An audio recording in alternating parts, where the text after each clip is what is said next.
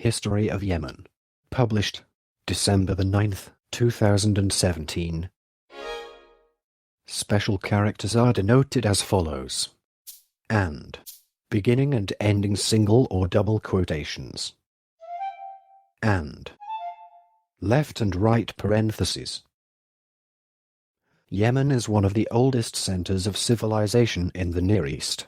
Its relatively fertile land and adequate rainfall in a moister climate helped sustain a stable population, a feature recognized by the ancient Greek geographer Ptolemy, who described Yemen as Eudaimon Arabia, better known in its Latin translation, Arabia Felix, meaning fortunate Arabia or happy Arabia.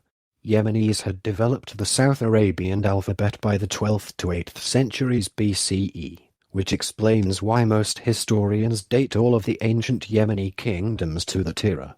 Between the 12th century BCE and the 6th century CE, it was dominated by 6 successive civilizations which rivaled each other, or were allied with each other and controlled the lucrative spice trade. Ma'in, Kataban, Hadramaut, Orson, Saba, and Himyar. Islam arrived in 630 CE, and Yemen became part of the Muslim realm. Part 1. Ancient History. With its long sea border between early civilizations, Yemen has long existed at a crossroads of cultures with a strategic location in terms of trade on the west of the Arabian Peninsula. Large settlements for their era existed in the mountains of northern Yemen as early as 5000 BCE.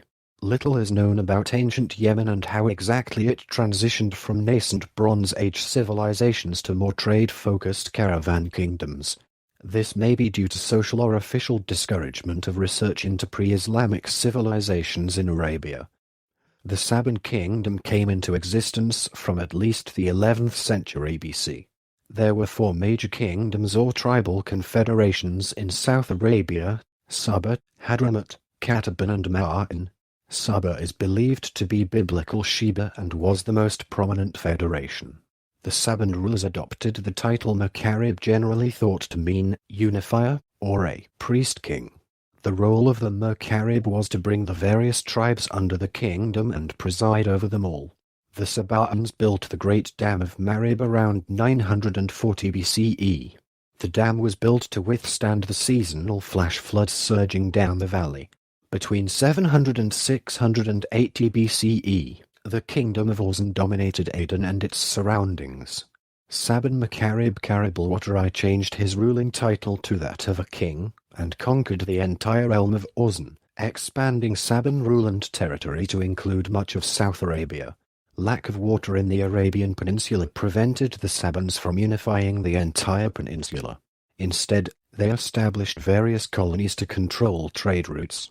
Evidence of Saban influence is found in northern Ethiopia, where the South Arabian alphabet, religion and pantheon, and the South Arabian style of art and architecture were introduced. The Saban created a sense of identity through their religion. They worshipped El Makkah and believed themselves to be his children. For centuries, the Sabans controlled outbound trade across the Bab el-Mandeb, a strait separating the Arabian Peninsula from the Horn of Africa and the Red Sea from the Indian Ocean. By the 3rd century BCE, Kataban, Hadramaut and Ma'in became independent from Saba and established themselves in the Yemeni arena. Minim rule stretched as far as Dedan, with their capital at Barakish. The Sabans regained their control over Ma'in after the collapse of Kataban in 50 BCE. By the time of the Roman expedition to Arabia Felix in 25 BCE, the Sabans were once again the dominating power in southern Arabia. Elias Gallus was ordered to lead a military campaign to establish Roman dominance over the Sabans. The Romans had a vague and contradictory geographical knowledge about Arabia Felix or Yemen. The Roman army of 10,000 men was annihilated before Marib. Strabo's close relationship with Elias Gallus led him to attempt to justify his friend's defeat in his writings. It took the Romans 6 months to reach Marib and 60 days to return to Egypt. The Romans blamed their Nabatean guide and executed him for treachery. No direct mention in Saban inscriptions of the Roman expedition has yet been found.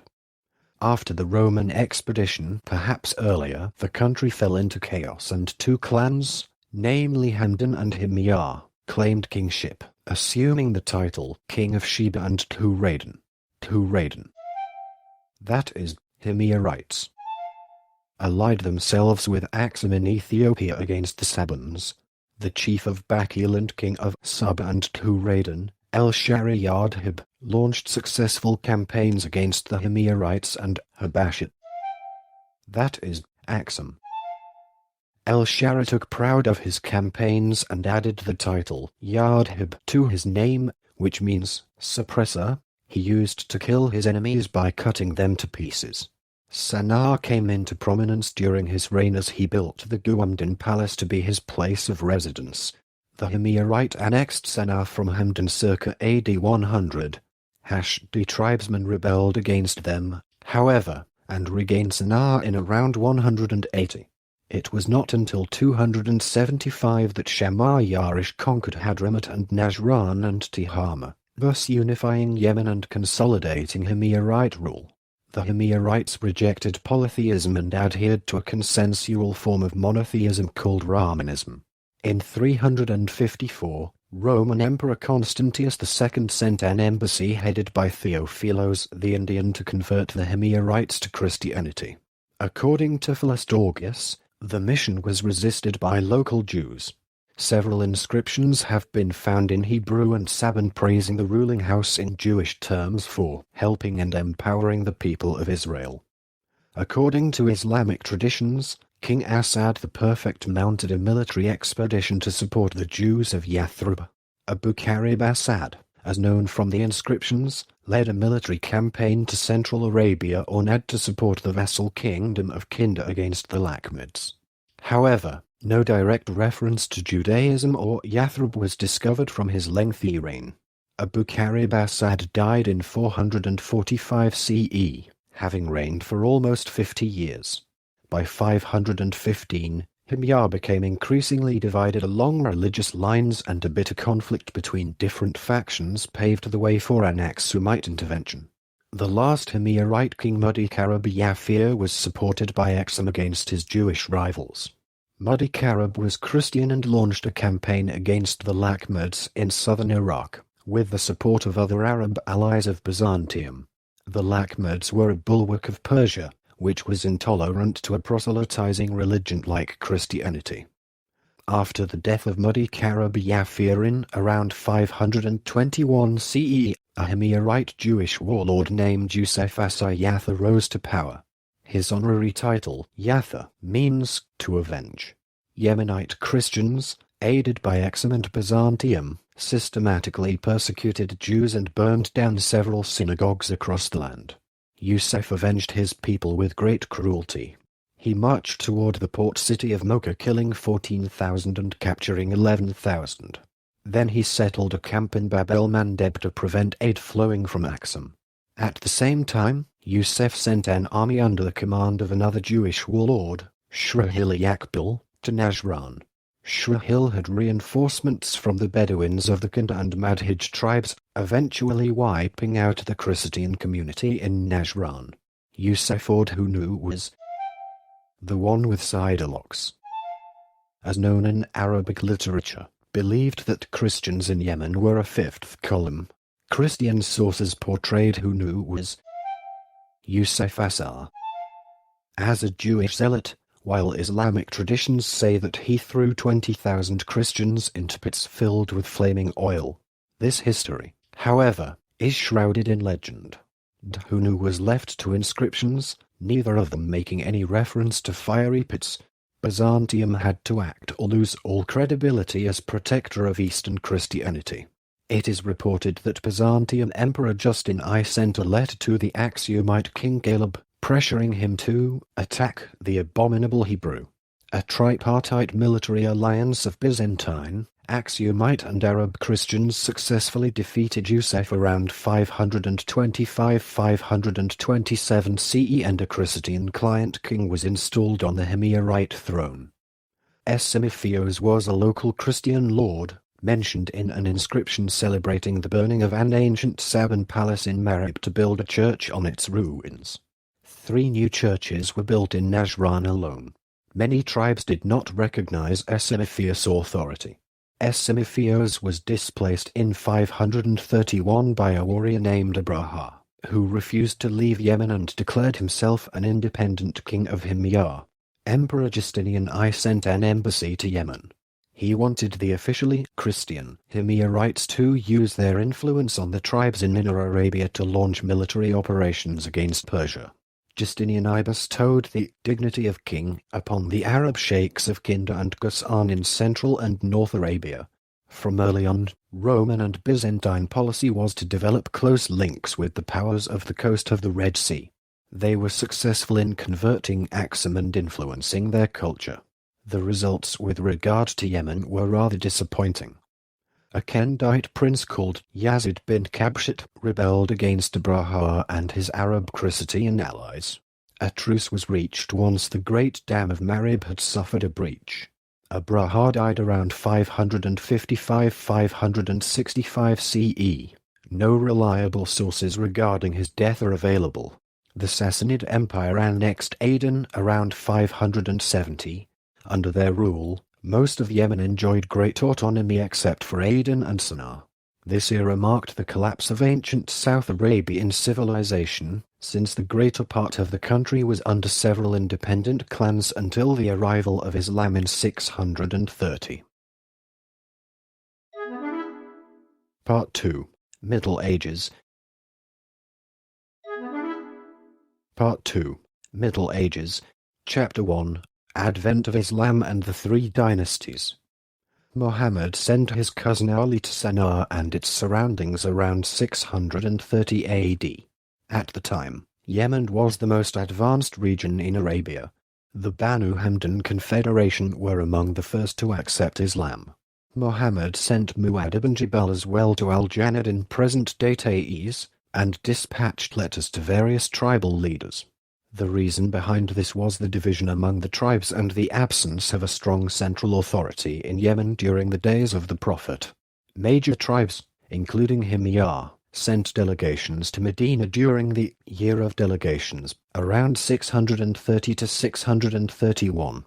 Several Yemenis had already accepted Islam, including Ammar ibn Yasir, Al-Allah al-Hadrami, Miqdad ibn Aswad, Abu Musa Ash'ari and Shahbil ibn Hassan. A man named Abdullah ibn Ka'b al-Ansi expelled the remaining Persians and claimed to be a prophet of Rahman. He was assassinated by a Yemeni of Persian origin called Fayruz al-Daylami. Christians, who were mainly staying in Najran along with Jews, agreed to pay jizya, although some Jews converted to Islam, such as Wahab ibn Munabi and Ka'b al-Abbar. The country was stable during the Rashidun Caliphate. Yemeni tribes played a pivotal role in the Islamic conquests of Egypt, Iraq, Persia, the Levant, Anatolia, North Africa, Sicily and Andalusia.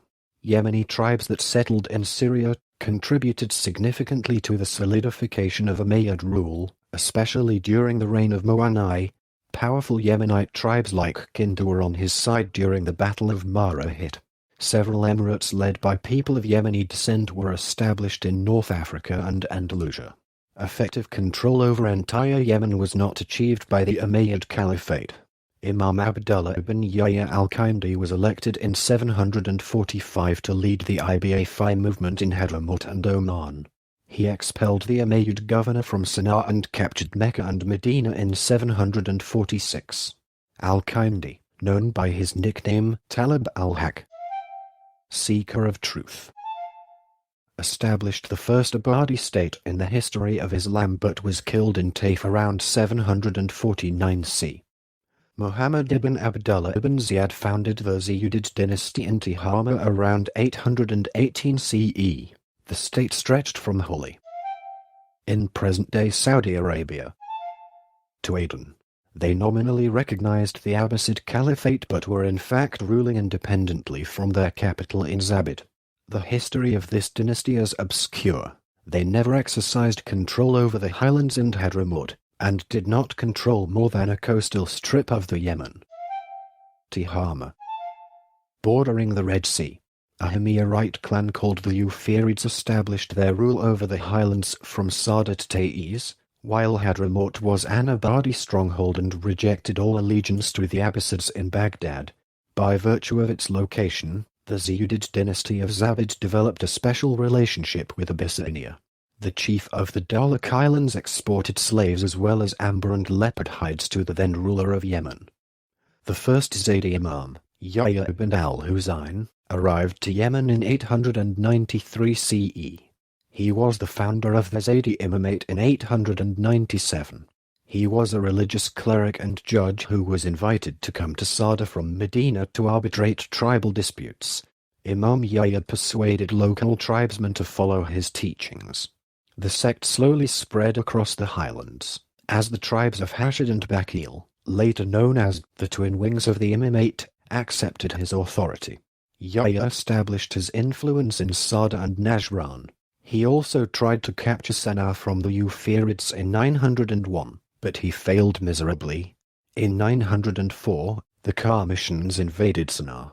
The Eufirid emir Asad ibn Ibrahim retreated to Al-Jawf, and between 904 and 913, Sana'a was conquered no less than 20 times by Qarmishans and Euphirids.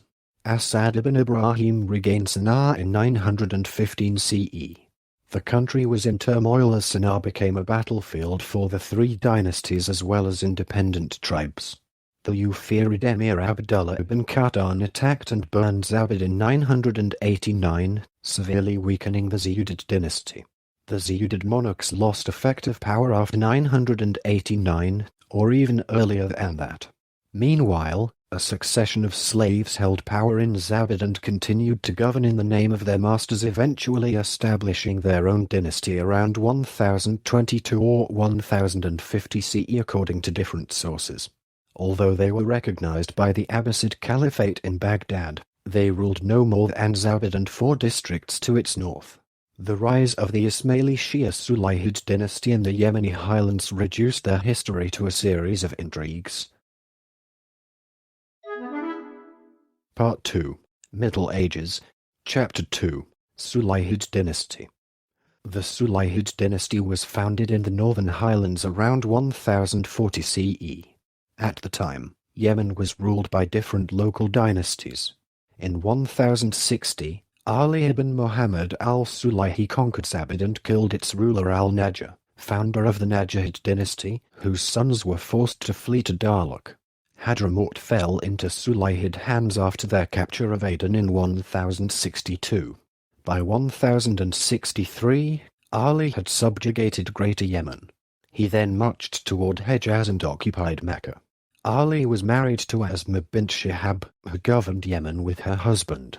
The khutbah during Friday prayers was proclaimed in her husband's and her name. No other Arab woman had this honor since the advent of Islam. Ali al-Sulayhi was killed by Najjar's sons on his way to Mecca in 1084 CE. His son Ahmad al-Mukarram led an army to Zabid and killed 8,000 of its inhabitants. He later installed the Zurayids to govern Aden. Ahmad al-Mukarram, who had been afflicted with facial paralysis resulting from war injuries, retired in 1087 and handed over power to his wife Arwa al-Sulayhi. Queen Arwa moved the seat of the Sulayhid dynasty from Sana'a to Jibla, a small town in central Yemen near Ib. Jibla was strategically near the Sulayhid dynasty source of wealth, the agricultural Central Highlands. It was also within easy reach of the southern portion of the country, especially Aden. She sent Ismaili missionaries to India where a significant Ismaili community was formed that exists to this day. Queen Arwa continued to rule securely until her death in 1138. Arwa al-Sulayhi is still remembered as a great and much-loved sovereign, as attested in Yemeni historiography, literature, and popular lore, where she is referred to as Balkis al-Sura, that is, the junior queen of Sheba. Although the Sulayhids were Ismaili, they never tried to impose their beliefs on the public. Shortly after Queen Arwa's death, the country was split between 5 competing petty dynasties along religious lines. The Ayyubid dynasty overthrew the Fatimid Caliphate in Egypt. A few years after their rise to power, Saladin dispatched his brother Turan Shah to conquer Yemen in 1174 C. Part 2. Middle Ages. Chapter 3. Zurayid Dynasty. Al-Abbas and Al-Masud, sons of Karam al-Yami from the Hamdan tribe, started ruling Aden for the Sulayhids. When Al-Abbas died in 1083 CE, his son Zuray, who gave the dynasty its name, proceeded to rule together with his uncle Al-Masud. They took part in the Sulayhid leader al-Mufaddal's campaign against the Najahid capital Zabid and were both killed during the siege. 1110. Their respective sons ceased to pay tribute to the Sulayhid queen wa al-Sulayhi. They were worsted by a Sulayhid expedition, but Queen wa agreed to reduce the tribute by half, to 50,000 dinars per year. The Zurayids again failed to pay and were once again forced to yield to the might of the Sulayhids, but this time the annual tribute from the incomes of Aden was reduced to 25,000. Later on they ceased to pay even that, since Sulayhid power was on the wane. After 1110 the Zurayids thus led a more than 60 years long independent rule in the city, bolstered by the international trade. The chronicles mention luxury goods such as textiles, perfume and porcelain, coming from places like North Africa, Egypt, Iraq, Oman, Kerman and China. After the demise of Queen Awa al-Sulayhi in 1138, the Fatimids in Cairo kept a representation in Aden, adding further prestige to the Zurayids. The Zurayids were sacked by the Ayyubids in 1174 AD. Part 2. Middle Ages. Chapter 4. Ayyubid Conquest. Turan Shah conquered Zabid from the Mahdids in May 1174 CE, then marched toward Aden in June and captured it from the Zurayids. The Hamdanid sultans of Sana'a resisted the Ayyubid in 1175, and it was not until 1189 that the Ayyubids managed to definitely secure Sana'a. The Ayyubid rule was stable in southern and central Yemen, where they succeeded in eliminating the mini-states of that region, while Ismaili and Zaydi tribesmen continued to hold out in a number of fortresses. The Ayyubids failed to capture the Zaydis stronghold in northern Yemen. In 1191, Zaydis of Shibam Korkaban rebelled and killed 700 Ayyubid soldiers. Imam Abdullah bin Hamza proclaimed the imamate in 1197 and fought al-Mu'izz Ismail, the Ayyubid Sultan of Yemen. Imam Abdullah was defeated at first but was able to conquer Sana'a and Da'amara in 1198. Al-Mu'izz Ismail was assassinated in 1202. Abdullah bin Hamza carried on the struggle against the Ayyubid until his death in 1217. After his demise, the Zaydi community was split between two rival imams. The Zaydis were dispersed and a truce was signed with the Ayyubid in 1219. The Ayyubid army was defeated in Da'amar in 1226. Ayyubid Sultan Masud Yusuf left for Mecca in 1228, never to return. Other sources suggest that he was forced to leave for Egypt instead in 1123. Part 2. Middle Ages. Chapter 5. Rasulid Dynasty. The Rasulid dynasty was established in 1229 CE by Umar ibn Rasul. Umar ibn Rasul was appointed deputy governor by the Ayyubids in 1223. When the last Ayyubid ruler left Yemen in 1229, Umar stayed in the country as caretaker. He subsequently declared himself an independent king by assuming the title Al-Malik al-Mansura, the king assisted by Allah. Umar established the Rasulid dynasty on a firm foundation and expanded its territory to include the area from Dhofar to Mecca. Umar first established himself at Zabid, then moved into the mountainous interior, taking the important highland center Sana'a. However, the Rasulid capitals were Zabid and Taiz. He was assassinated by his nephew in 1249. Omar's son Yusuf defeated the faction led by his father assassins and crushed several counter-attacks by the Zaydi imams who still held on in the northern highland. It was mainly because of the victories which he scored over his rivals that he assumed the honorific title Al-Muzaffar, the victorious. After the fall of Baghdad to the Mongols in 1258, Al-Muzaffar Yusufi appropriated the title of Caliph. He chose the city of Taiz to become the political capital of the kingdom because of its strategic location and proximity to Aden. Al-Muzaffar Yusufi died in 1296, having reigned for 47 years. When the news of his death reached the Zayd Imam al-Mutawakkil al-Muta'awwab bin Yahya, he commented by saying, quote, "The greatest king of Yemen, the Muawiyah of the time, has died. His pens used to break our lances and swords to pieces." The Rasulid state nurtured Yemen's commercial links with India and the Far East. They profited greatly by the Red Sea transit trade via Aden and Zabid. The economy also boomed due to the agricultural development programs instituted by the kings who promoted massive cultivation of palms. It was during this period that coffee became a lucrative cash crop in Yemen. The Rasulid kings enjoyed the support of the population of Tihama and southern Yemen, while they had to buy the loyalty of Yemen's restive northern highland tribes. The Rasulid sultans built numerous madrasas in order to solidify the Shafi school of thought, which is still the dominant school of jurisprudence amongst Yemenis today. Under their rule, Taiz and Zabid became major international centers of Islamic learning. The kings themselves were learned men in their own right, who not only had important libraries but who also wrote treatises on a wide array of subjects, ranging from astrology and medicine to agriculture and genealogy. The dynasty is regarded as the greatest native Yemeni state since the fall of pre-Islamic Emirate kingdom. They were, of course, of Turkic descent but claimed an ancient Yemenite origin to justify their rule. The Rasulids were not the first dynasty to create a fictitious genealogy for political purposes, nor were they doing anything out of the ordinary in the tribal context of Arabia.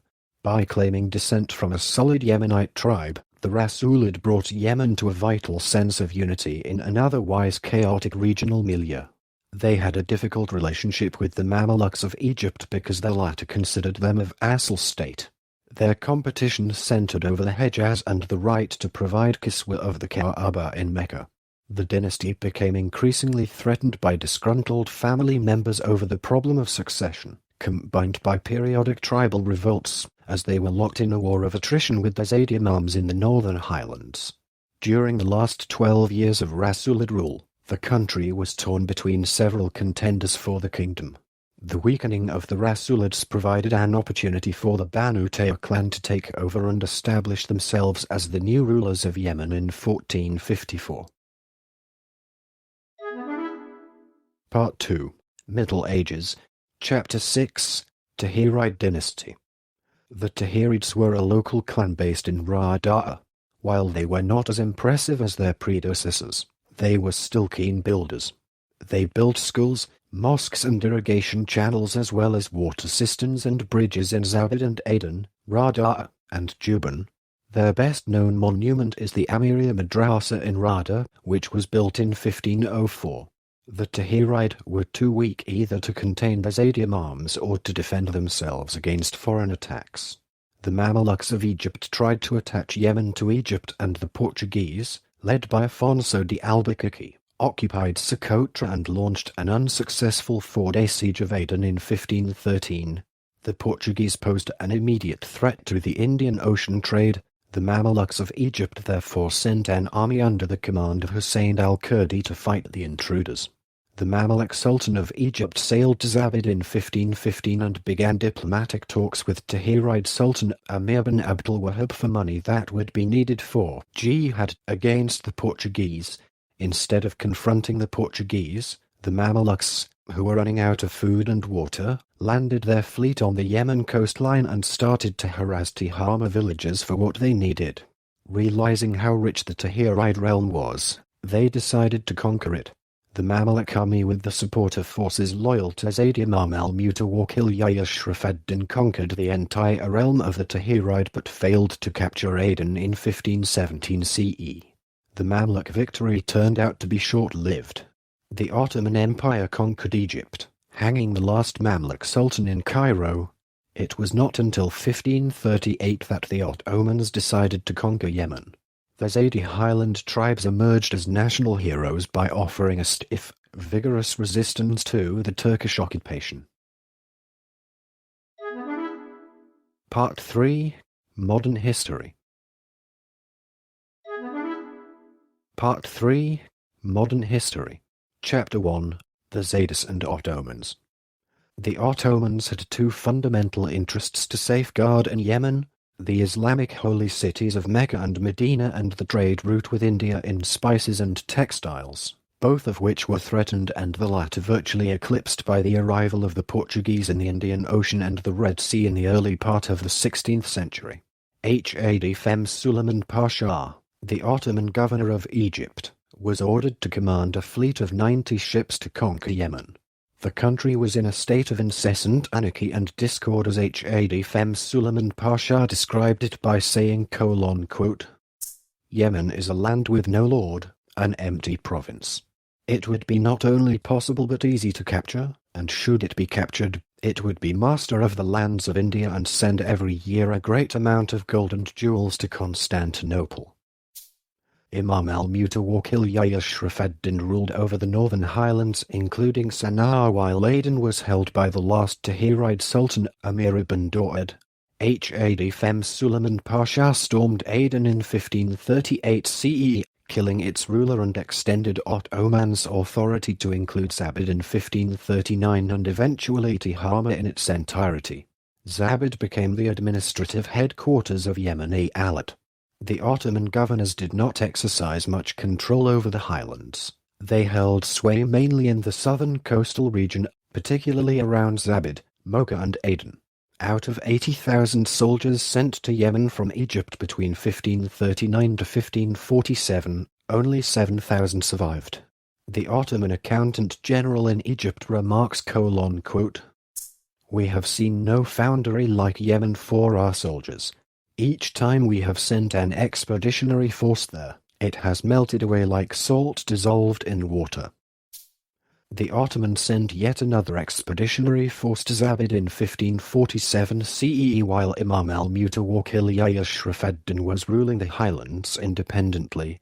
Imam al-Mutawakil Yahya chose his son Ali to succeed him, a decision that infuriated his other son al-Mutawar ibn Yahya. Al-Mutawar was lame and therefore not qualified for the imamate. He urged Owais Pasha, the Ottoman colonial governor in Zabid, to attack his father. Indeed, Ottoman troops supported by tribal forces loyal to Imam al-Mutawar stormed Taiz and marched north towards Sana'a in August 1547. The Turks officially made Imam al-Mutawar a Sanjak Bey with authority over Amran. Imam al-Mutawar assassinated the Ottoman colonial governor and recaptured Sana'a, but the Ottomans, led by Ozdemir Pasha, forced al-Mutawar to retreat to his fortress in Fula. Ozdemir Pasha effectively put Yemen under Ottoman rule between 1552 and 1560. He garrisoned the main cities, built new fortresses and rendered secure the main routes. Ozdemir died in Sana'a in 1561 to be succeeded by Mahmud Pasha. Mahmud Pasha was described by other Ottoman officials as corrupt and unscrupulous governor. He used his authority to take over a number of castles, some of which belonged to the former Asulid kings. Mahmud Pasha killed a Sunni scholar from Ib. The Ottoman historian claimed that this incident was celebrated by the Zaydi Shia community in the northern highlands. Disregarding the delicate balance of power in Yemen by acting tactlessly, he alienated different groups within Yemeni society, causing them to forget their rivalries and unite against the Turks. Mahmud Pasha was displaced by Ridvan Pasha in 1564 CE. By 1565, Yemen was split into two provinces: the highlands under the command of Ridvan Pasha and Tihama under Murad Pasha. Imam al-Mutawar launched a propaganda campaign in which he claimed contact with Prophet Muhammad in a dream, advising him to wage jihad against the Ottomans. Al-Mutawar led the tribes to capture Sana'a from Ridvan Pasha in 1567. When Murad tried to relieve Sana'a, Highland tribesmen ambushed his unit and slaughtered every one of them. Over 80 battles were fought. The last decisive encounter took place in Dar Amara around 1568, in which Murad Pasha was beheaded and had his head sent to Al-Mutawar in Sana'a. By 1568, only Zabid remained under the possession of the Turks. Lala Kara Mustafa Pasha, the Ottoman governor of Syria, was ordered by Selim II to suppress the Yemeni rebels. The Turkish army in Egypt was reluctant to go to Yemen, however. Mustafa Pasha sent a letter with two Turkish Shahs hoping to persuade al-Muta'awwir to give an apology and say that he did not promote any act of aggression against the Ottoman army, and claim that the ignorant Arabians, according to the Turks, acted on their own. Imam al-Muta'awwir refused the Ottoman offer. Mustafa Pasha sent an expeditionary force under the command of Uthman Pasha. The expeditionary force was defeated with great casualties.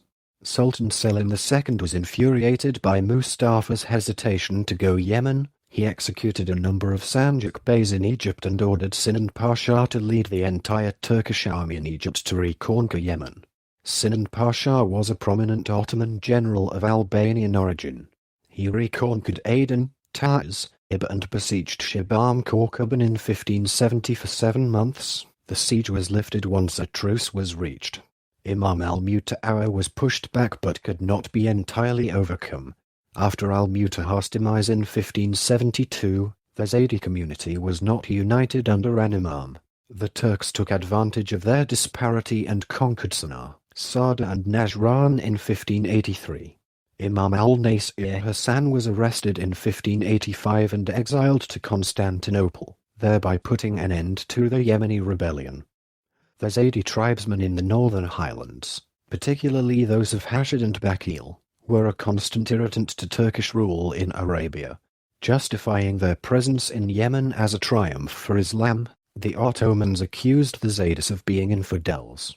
Hassan Pasha was appointed governor of Yemen, which enjoyed a period of relative peace from 1585 to 1597. Pupils of al-Mansur al-Qasim suggested that he claim the imamate and fight the Turks. He declined at first but was infuriated by the promotion of the Hanafi school of jurisprudence at the expense of Zaydi Islam. He proclaimed the imamate in September 1597, which was the same year the Ottoman authorities inaugurated al-Bakiriya Mosque. By 1608, Imam al-Mansur, the victorious, regained control over the highlands and signed a 10-year truce with the Ottomans. When Imam al-Mansur al-Qasim died in 1620, his son al-Ma'ayyid Muhammad succeeded him and confirmed the truce with the Ottomans. In 1627, the Ottomans lost Aden and Lahej. Abdin Pasha was ordered to suppress the rebels but failed and had to retreat to Mocha. After al-Ma'ayyid Muhammad expelled the Ottomans from Sana'a in 1628, only Zabid and Mocha remained under Ottoman possession. Al-Ma'ayyid Muhammad captured Zabid in 1634 and allowed the Ottomans to leave Mocha peacefully. The reasons behind al-Ma'ayyid Muhammad's success were the tribe's possession of firearms and the fact that they were unified behind him. In 1632 CE, al-Ma'ayyid Muhammad sent an expeditionary force of 1,000 men to conquer Mecca. The army entered the city in triumph and killed its governor. The Ottomans were not ready to lose Mecca after Yemen, so they sent an army from Egypt to fight the Yemenites. Seeing that the Turkish army was too numerous to overcome, the Yemeni army retreated to a valley outside Mecca. Ottoman troops attacked the Yemenis by hiding at the wells that supplied them with water. This plan proceeded successfully, causing the Yemenis over 200 casualties, most from thirst. The tribesmen eventually surrendered and returned to Yemen. Al-Ma'ayyid Muhammad died in 1644.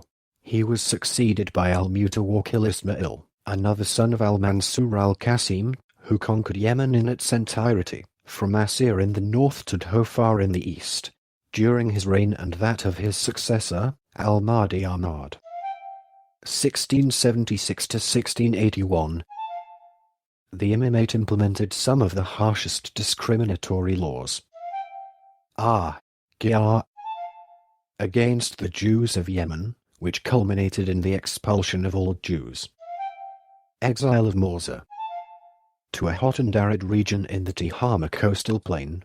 The Qasimid state was the strongest Zaydi state to ever exist. During that period, Yemen was the sole coffee producer in the world. The country established diplomatic relations with the Safavid dynasty of Persia, the Ottomans of Hejaz, the Mughal Empire in India and Ethiopia. The Fasilides of Ethiopia sent 3 diplomatic missions to Yemen, but the relations did not develop into a political alliance as Fasilides had hoped, due to the rise of powerful feudalists in the country.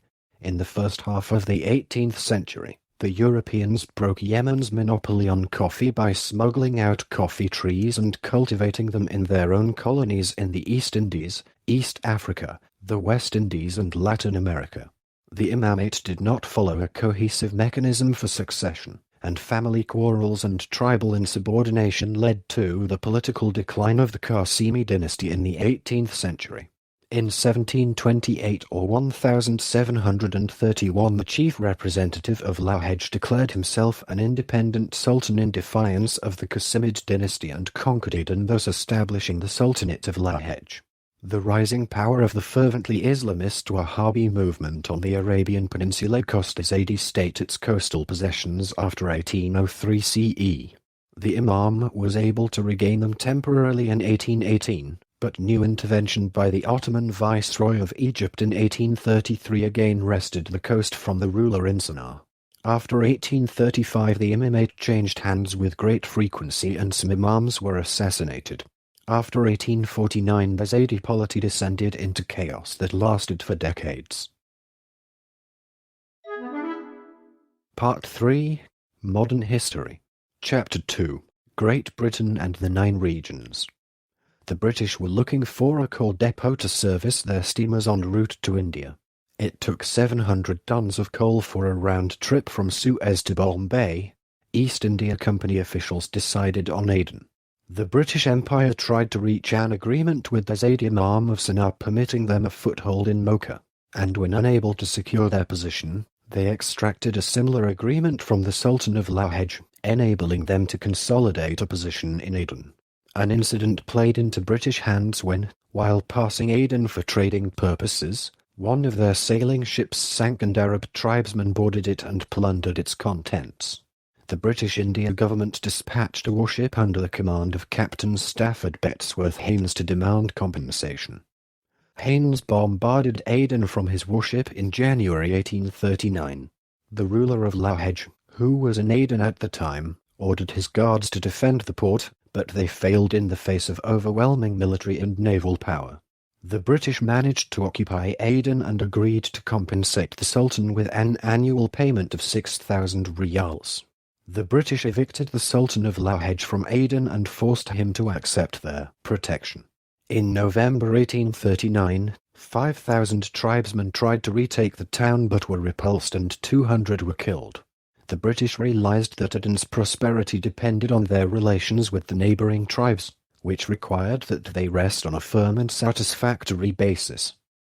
The British government concluded protection and friendship treaties with 9 tribes surrounding Aden, whereas they would remain independent from British interference in their affairs as long as they do not conclude treaties with foreigners. Non-Arab colonial powers. Aden was declared a free zone in 1850 CE. With emigrants from India, East Africa and Southeast Asia, Aden grew into a world city. In 1850, only 980 Arabs were registered as original inhabitants of the city. The English presence in Aden put them at odds with the Ottomans.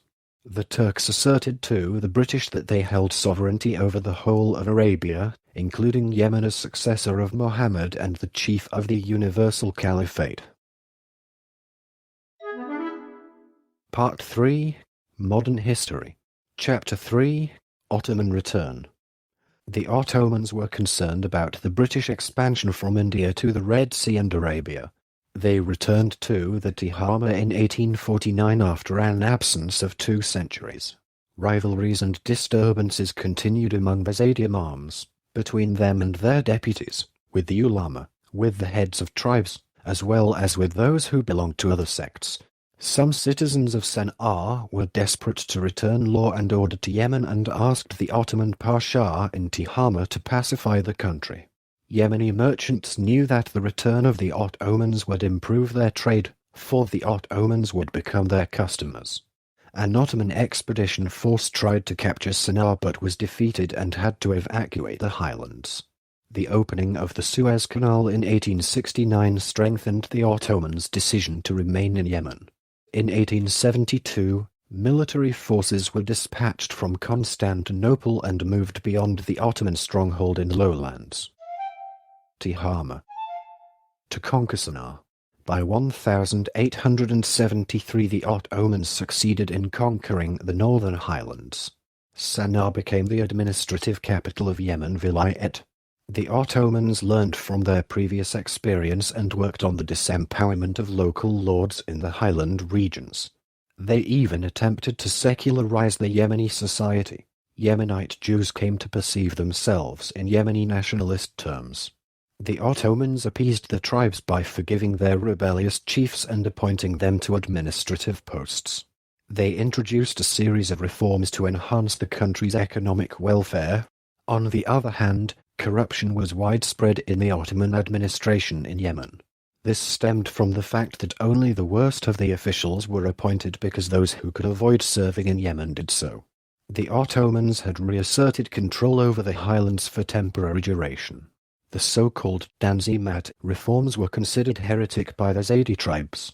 In 1876, the Hashid and Bakil tribes rebelled against the Ottomans. The Turks had to appease them with gifts to end the uprising. The tribal chiefs were difficult to appease and an endless cycle of violence curbed the Ottoman efforts to pacify the land. Ahmed Izzet Pasha proposed that the Ottoman army should evacuate the highlands and confine itself to Tihama and not to be unnecessarily burdened with continuing military operation against the Zaidi tribes. The hit-and-run tactics of the northern highlands tribesmen wore out the Ottoman military. They resented the Turkish Tanzimat and defied all attempts to impose a central government upon them. The northern tribes united under the leadership of the House of Hamad ad-Din in 1890. Imam Yahya Hamad ad-Din led a rebellion against the Turks in 1904. The rebels disrupted the Ottoman ability to govern. The revolts between 1904 and 1911 were especially damaging to the Ottomans, costing them as much as 10,000 soldiers and £500,000 per year. The Ottomans signed a treaty with Imam Yahya Hamad ad-Din in 1911. Under the treaty, Imam Yahya was recognized as an autonomous leader of the Zaidi Northern Highlands. The Ottomans continued to rule Shafi areas in the Mid-South until their departure in 1918. Part 3. Modern History. Chapter 4. Idrisid Emirate and Mutawakilite Kingdom of Yemen. Imam Yahya Hamad ad-Din al-Mutawakil was ruling the Northern Highlands independently since 1911. After the Ottoman departure in 1918 he sought to recapture the lands of his Qasimid ancestors. He dreamed of Greater Yemen stretching from Asir to Dhofar. These schemes brought him into conflict with the de facto rulers in the territories claimed, namely the Idrisids, Ibn Saud and the British government in Aden. The Zaidi Imam did not recognize the Anglo-Ottoman border agreement of 1905 on the grounds that it was made between two foreign powers occupying Yemen. The border treaty effectively divided Yemen into north and south. In 1915 the British signed a treaty with the Idrisids guaranteeing their security and independence if they would fight against the Turks. In 1919, Imam Yahya moved southward to liberate the 9 British protectorates. The British responded by moving quickly towards Tihama and occupying Al-Hudaydah. Then they handed it over to their Idrisi allies. Imam Yahya attacked the southern protectorates again in 1922. The British bombed Yahya's tribal forces using aircraft to which the tribes had no effective counter. In 1925, Imam Yahya captured Al-Hudaydah from the Idrisids. He continued to follow and attack the Idrisids until Asir fell under the control of the Imam's forces, forcing the Idrisids to request an agreement that would enable them to administer the region in the name of the Imam. Imam Yahya refused the offer on the grounds that the Idrisis were of a Moroccan descent. According to Imam Yahya, the Idrisids, along with the British, were nothing but recent intruders and ought to be driven out of Yemen permanently. In 1927, When Imam Yahya's forces were 50 kilometers away from Aden, Taiz and Ib were bombed by the British for 5 days, and the Imam had to pull back. Small Bedouin forces mainly from the Madhij Confederation of Marib attacked Shabwa but were bombed by the British and had to retreat. The Italian Empire was the first to recognize Imam Yahya as the King of Yemen in 1926. This created a great deal of anxiety for the British, who interpreted it as recognition of Imam Yahya's claim to sovereignty over Greater Yemen, which included the Aden Protectorate and Asir. The Idrisids turned to Ibn Saud seeking his protection from Yahya. In 1932, however, the Idrisids broke their accord with Ibn Saud and went back to Imam Yahya seeking help against Ibn Saud himself, who had been liquidating their authority and expressed his desire to annex those territories into his own Saudi domain. Imam Yahya demanded the return of all Idrisi dominion. That same year, a group of Hijazi liberals fled to Yemen and plotted to expel Ibn Saud from the former Hashemite kingdom of Hejaz, which was conquered by the Saudis 7 years earlier. Ibn Saud appealed to Britain for aid. The British government sent arms and airplanes. The British were anxious that Ibn Saud's financial difficulties may encourage the Italian Empire to bail him out. Ibn Saud suppressed the Assyri rebellion in 1933, after which the Idrisids fled to Sana'a. Negotiations between the Imam Yahya and Ibn Saud proved fruitless. After a military confrontation, Ibn Saud announced a ceasefire in May 1934. Imam Yahya agreed to release Saudi hostages and the surrender of the Idrisis to Saudi custody. Imam Yahya ceded the 3 provinces of Najran, Asir and Jazan for 20 years, and signed another treaty with the British government in 1934. The Imam recognized the British sovereignty over Aden Protectorate for 40 years. Yahya submitted to the Saudi and British demands out of fear for al-Hudaydah. According to Bernard Reich, professor of political science and international affairs at George Washington University, Yahya could have done better by reorganizing the Zaidi tribes of the Northern Highlands as his ancestors did against the Turks and British intruders and turn the lands they captured into another graveyard. Although the Imamate lost Asir, it was able to put down rebel tribes in the north using Iraq-trained Yemeni troops. With the country, now established within clearly defined territory, finally pacified, the urban nationalists began to assert themselves. These nationalists had long practiced non-Zaidi traditions, especially Shafi, and were centered in the coastal province of Dhamma, the city of Taiz and the British-occupied Aden. Many had been students in Cairo and had acquired connections with the Muslim Brotherhood and Algerian nationalists. Muslim Brotherhood operatives in Yemen aligned themselves with the urban opposition and supported Zaidi Prince Abdullah bin Ahmad al-Wazir, who joined those actively seeking to overthrow Imam Yahya. On February 17, 1948, the opposition revolted in Sana'a and killed Imam Yahya. Crown Prince Ahmad was able to rally northern tribes and retake the capital, quelling the revolt after a brief siege on March 12, 1948. Imam Ahmad reversed the isolationist policies of his father and opened Yemen's economy and society to the outside world. It went as the theocratic and largely medieval Imamate which became the first Arab state to accept Soviet aid. Beginning in 1955, Yemen entered into various treaties of friendship and from 1957 began receiving large amounts of Soviet arms as well as Soviet and Chinese military advisors. When the Imam went abroad owing to illness, Crown Prince Muhammad al-Badr led a pro-Soviet party and communist activity increased. When the Imam returned in 1959, brutal repression ensued and communists were expelled. In April 1956, Yemen joined a defensive pact with Syria and Egypt, and in February 1958 it federated with the United Arab Republic. In parallel, clan violence erupted in Yemen and Aden, claiming hundreds of lives over 1956–60. The defensive pact move was conceived as a defensive measure against republican agitation, which urban nationalists still engaged in from British-occupied Aden. So long as Yemen was federated with the UAE, Republicans would be deprived any assistance from Egyptian President Nasser. Although the federation only lasted for 3 years, Crown Prince al-Badr continued to portray himself as an Arab patriot, often railing against reactionary Arab monarchs. Part 4. Two States. Arab nationalism made an impact in some circles who opposed the lack of modernization efforts in the Mutawakkilite monarchy. This became apparent when Imam Ahmad bin Yahya died in 1962. He was succeeded by his son, but army officers attempted to seize power, sparking the North Yemen civil war. The Hamadan royalists were supported by Saudi Arabia, Britain, and Jordan, mostly with weapons and financial aid, but also with small military forces. Whilst the Republicans were backed by Egypt, Egypt provided the Republicans with weapons and financial assistance, but also sent a large military force to participate in the fighting.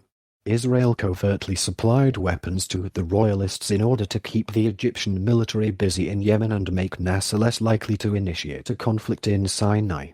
After 6 years of civil war, the Republicans were victorious. February 1968, and formed the Yemen Arab Republic. The revolution in the north coincided with the Aden Emergency, which hastened the end of British rule in the south. On the 30th of November 1967, the state of South Yemen was formed, comprising Aden and the former Protectorate of South Arabia. This socialist state was later officially known as the People's Democratic Republic of Yemen, and a program of nationalization was begun. Relations between the two Yemeni states fluctuated between peaceful and hostile. The south was supported by the Eastern Bloc. The north, however, wasn't able to get the same connections. In 1972, the two states fought a war. The war was resolved with a ceasefire and negotiations brokered by the Arab League, where it was declared that unification would eventually occur. In 1978, Ali Abdallah Saleh was named as president of the Yemen Arab Republic. After the war, the North complained about the South's help from foreign countries. This included Saudi Arabia. 1979, fresh fighting between YR and PDRY. Renewed efforts to unite the two states. 1986, thousands die in South in political rivalry. President Ali Nasser Mohammed flees the country and is later sentenced to death for treason. New government formed. 1990, May, Unified Republic of Yemen proclaimed, with Saleh as president. Part 5. Unification. In 1990, the two governments reached a full agreement on the joint governing of Yemen, and the countries were merged on the 22nd of May 1990 with Saleh as president.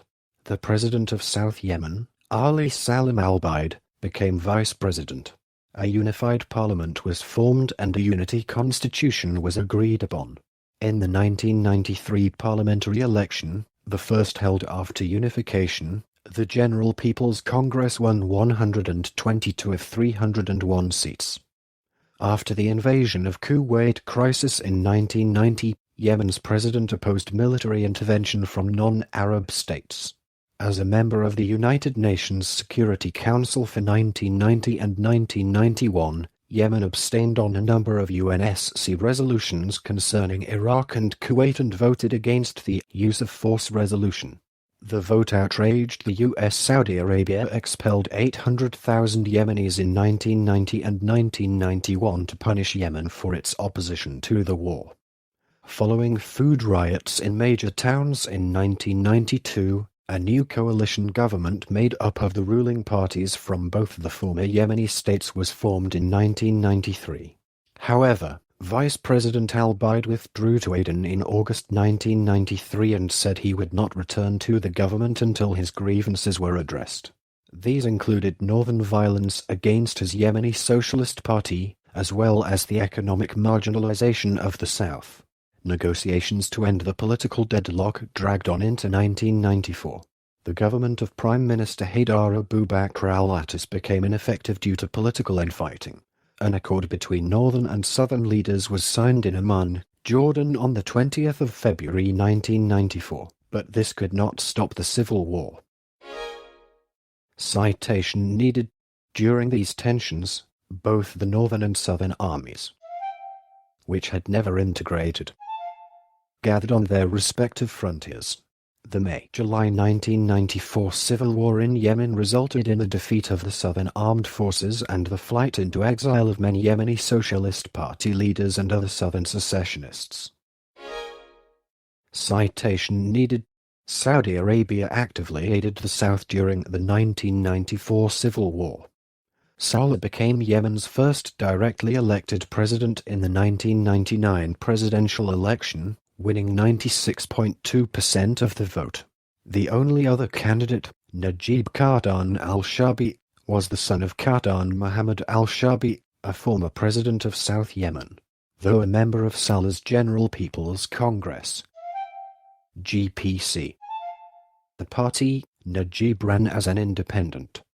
In October 2000, 17 U.S. personnel died after a suicide attack on the U.S. naval vessel USS Cole in Aden, which was subsequently blamed on al-Qaeda. After the September 11 attacks on the United States, President Saleh assured U.S. President George W. Bush that Yemen was a partner in his war on terror. In 2001, there was violence surrounding a referendum which apparently supported extending Saleh's rule and powers.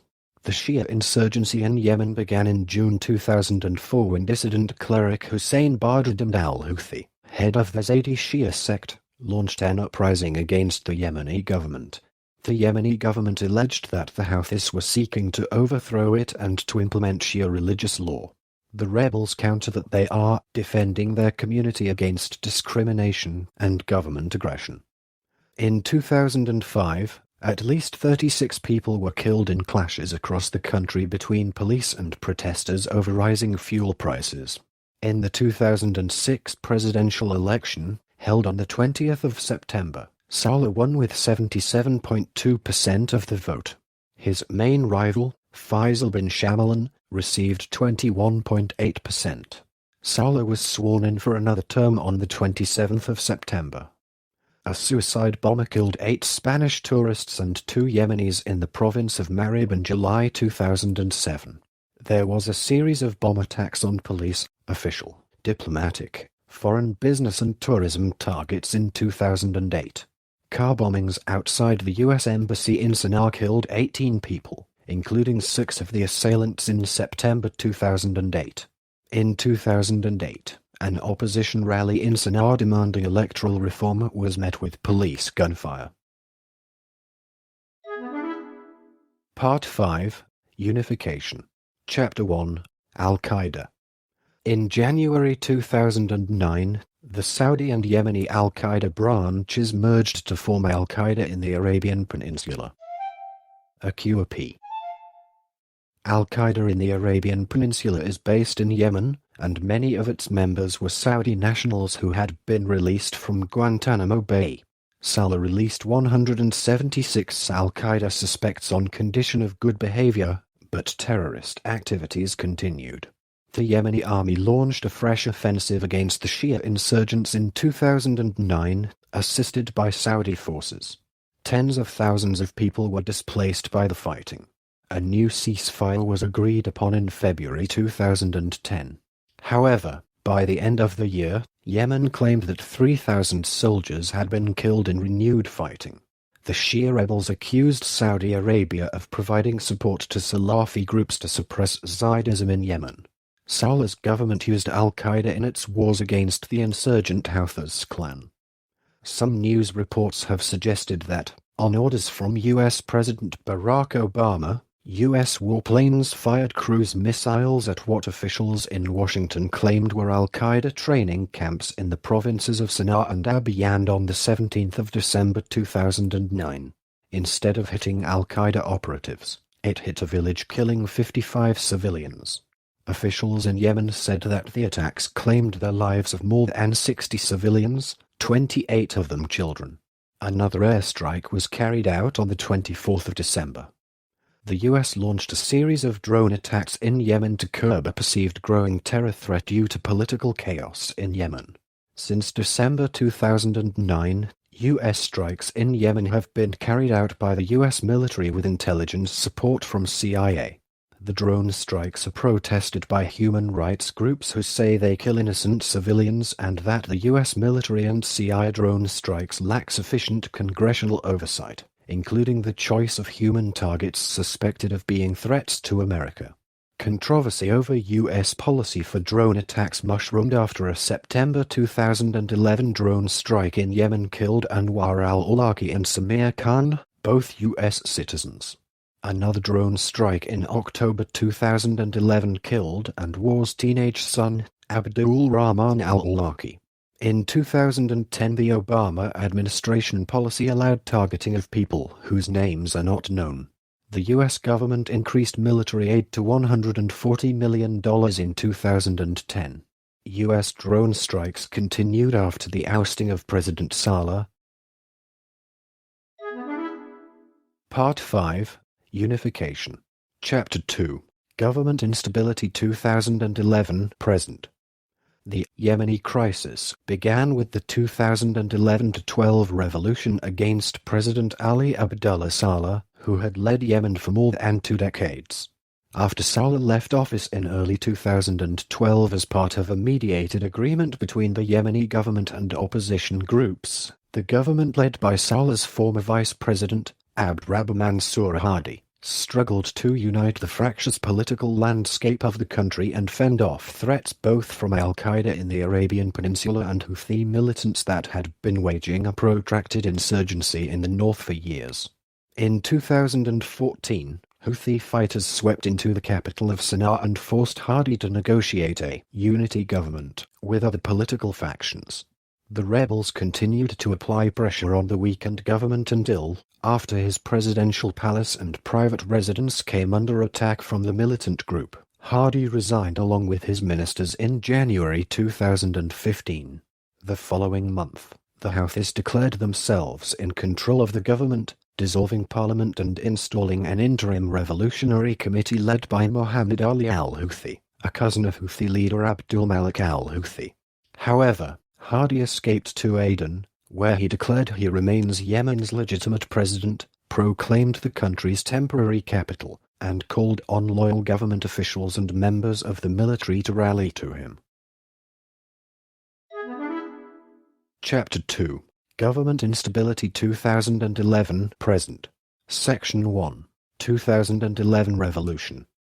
The 2011 Yemeni Revolution followed other Arab Spring mass protests in early 2011. The uprising was initially against unemployment, economic conditions, and corruption, as well as against the government's proposals to modify the constitution of Yemen so that Saleh's son could inherit the presidency. In March 2011, police snipers opened fire on the pro-democracy camp in Sana'a, killing more than 50 people. In May, dozens were killed in clashes between troops and tribal fighters in Sana'a. By this point, Saleh began to lose international support. In October 2011, Yemeni human rights activist Dawakal Karman won the Nobel Peace Prize and the UN Security Council condemned the violence and called for a transfer of power. On the 23rd of November 2011, Saleh flew to Riyadh, in neighboring Saudi Arabia, to sign the Gulf Cooperation Council Plan for Political Transition, which he had previously spurned. Upon signing the document, he agreed to legally transfer the office and powers of the presidency to his deputy, Vice President Abd Mansur Hadi. Hadi took office for a 2-year term upon winning the uncontested presidential elections in February 2012, in which he was the only candidate standing. A unity government, including a prime minister from the opposition, was formed. Al-Hadi will oversee the drafting of a new constitution, followed by parliamentary and presidential elections in 2014. Content flagged as having old or out-of-date information. Chapter 2. Government Instability 2011-present. Section 2. 2012. Saleh returned in February 2012. In the face of objections from thousands of street protesters, Parliament granted him full immunity from prosecution. Saleh's son, General Ahmed Ali Abdullah Saleh continues to exercise a stronghold on sections of the military and security forces. A QAP claimed responsibility for the February 2012 suicide attack on the presidential palace, which killed 26 Republican guards on the day that President Hadi was sworn in. A QAP was also behind the suicide bombing which killed 96 soldiers in Sana'a 3 months later. In September 2012, a car bomb attack in Sana'a killed 11 people, a day after a local al-Qaeda leader said al-Shadri was reported killed in the south. By 2012, there has been a small contingent of U.S. Special Operations troops, in addition to CIA and unofficially acknowledged U.S. military presence in response to increasing terror attacks by a QAP on Yemeni citizens. Many analysts have pointed out the former Yemeni government role in cultivating terrorist activity in the country. Following the election of new President Abd Rabbu Mansur Hadi, the Yemeni military was able to push Ansar al-Sharia back and recapture the Shabwa governorate. This recording is a derivative work from Wikipedia. For more information, please visit www.frogcast.org.